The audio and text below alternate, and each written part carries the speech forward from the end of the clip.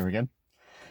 I heard this morning somebody talking about addiction and talking about addiction in terms of how addiction was a disease.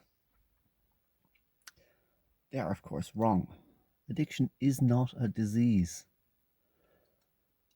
Addiction is a symptom of a disease.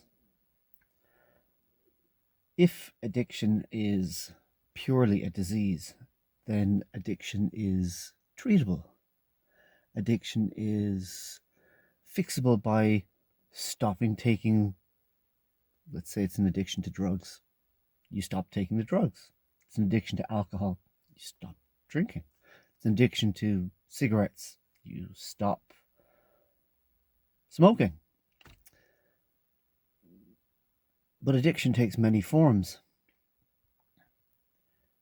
And the one common thread in all addiction is unhappiness. Addiction is a symptom of a disease called the unhappiness of disconnection. If you feel disconnected from the rest of the world, then you will look for something to alleviate that loneliness, that misery, that disconnection. So addiction then is an escape from your misery or your loneliness or your unhappiness, however temporary, into somewhere where you feel absolute bliss. You feel happy. However transient it is, during that period of time, you are happy. Then you fall in love with the misery. Physical addiction means that your body stops producing the opiates and chemicals that we need to feel happy. And withdrawing from that physical addiction means pain, craving, need. But mostly, our need is to connect and for connection. It's to find a place of peace and happiness. We can't stop addiction by simply removing the drugs, removing the addiction itself. We have to find out what caused it. And what caused it is unique to every individual. Anorexia is an addiction. That's why it's so difficult to treat. Because there is no thing to take away. There's no external to take away. Depression, unhappiness, all these things, they're all part of that lack of connection. The connection we should have, the connection that's so sadly lacking in our society because of this thing, this here. We look outward to our phones, to our screens, instead of inward to ourselves. When we connect via Bluetooth and Wi-Fi instead of via touch, talk, presence. That's why when people talk about there being something missing in seeing somebody on a screen, it's just not the same. Well, actually, it's not the same. The energy that person brings into a room with them is missing. The connection between your bioelectrical fields is missing. It might be a little esoteric, so I'll break it down. We are a bioelectrical organism. So we create an electric field in our bodies. That's how we transmit nerve impulses. With every electric field comes a magnetic field. The two come hand in hand. Can't have one without the other. Simple physics. So that magnetic field is something that we're aware of. It's like knowing there's somebody in a dark room, even though you can't see them. You know they're there because you can feel them. You can feel them because, well, their magnetic field can't be turned off. So where am I going with this? Connection is everything. As much as you can, turn off your screens, turn off your phone. Don't turn it off until we've finished here. That's a bad idea. On the other hand, and I'm as guilty of it as anybody else, don't be a slave to your phone. Don't be a slave to your screen. Use it when it's necessary. And other than that, turn it off. Leave it alone. The one thing that we had when I was a little boy was when we went home, we had the connection of family. We didn't have any outside distraction apart from a TV in the corner. And it was Ireland in the 70s and 80s.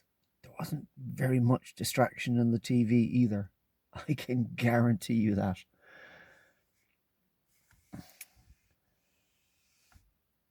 Connect.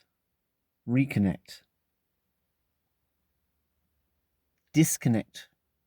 Disconnect from this media-driven society as much as you can.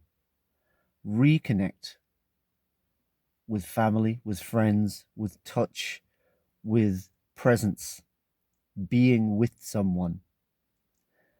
I'm not talking about the esoteric again of being in presence. When you're with someone and you're interested in what they have to say and how they feel, and you're talking to each other and you're being with each other, trust me, you are as in presence as you're ever likely to need to be, because you are fully present and engaged in that conversation in the moment. So yeah, addiction then. How do we solve addiction? Well, we stop trying to treat addiction as though it were a disease. We start trying to treat addiction as though it were a lack. We give people who are struggling with any addiction a purpose. We give them a reason. We give them a method. And when we do that, then they have a better chance of finding happiness and contentment, which they can't find by themselves because they're missing the one thing they need. And that's the ability to be at peace in themselves. I used to be very lonely, even in crowds of people. But generally speaking, by myself, I was lonely. Alone equaled lonely. Until I learned how to be by myself and be alone in my own company and to be happy. And mostly that's what's missing. When people are addicted, they're not happy in their own company. They're not happy in their own life. Most of the time, there is something unresolved, some trauma, some pain, some hurt, some historical something that means they can't get happy because they can't find happiness until that's resolved, and they don't have the tools or the know-how to resolve something. And so they look to escape. And they escape into addiction. Finding that way of getting to happiness. First, you just got to find a way to get to peace. You've got to find a way to get to letting go of whatever it was, whatever that trauma was. You've got to find a way of accepting yourself now as a worthwhile human being, no matter what has gone on before. Disassociating yourself from how you felt probably all your life after a particular trauma, and forging a new set of feelings to go with that memory. That new set of feelings needs to look at it, whatever the trauma was, understand it, and understand that there's nothing can be done about it now. So I've got to change how I see its effect on me and not give it any more energy. This takes help. This takes years. It's not as simple as not using a needle, walking away. It's not as simple as getting clean. It's not as simple as not having a drink. You got to find out the why of not having a drink or using a needle. And then you've got to reframe that why so that it has no more power over you. That's not easy. And there's so few resources that understand the underlying problem is the disease. The hidden problem is the disease. What's on show is just somebody who's unhappy, somebody who doesn't know how to be happy. So that's my little bit for today. When you see somebody who's addicted, be it on the street, be it somebody you know, if they're struggling with an addiction, it's not the addiction they're struggling with. It's a basic unhappiness in themselves. They've become addicted to the temporary happiness in a permanent misery. Show compassion. Have empathy. Bring love. Help where you can. Guide where you can. Understand where you can. And grow your understanding so that you can. Have a good day.